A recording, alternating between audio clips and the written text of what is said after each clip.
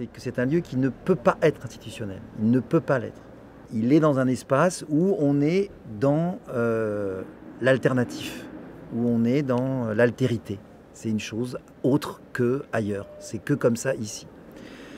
J'ai, en tant que spectateur, mais aussi en tant qu'artiste, c'est la même chose qui se passe. Bien que quand on est dans le lieu, ça reste un lieu très professionnel, avec une équipe, du temps de répétition. Mais il y a des contraintes de lumière, avec les vitraux. Il y a des contraintes d'espace, avec un espace qui est circulaire ou semi-circulaire. Tout ça se négocie avec l'équipe. Et ça demande un travail de conviction.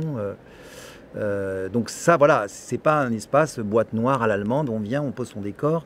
Là, on sait, moi je sais que personnellement, je suis venu voir des spectacles à la Chapelle que j'avais vus ailleurs, et ce n'est pas le même spectacle.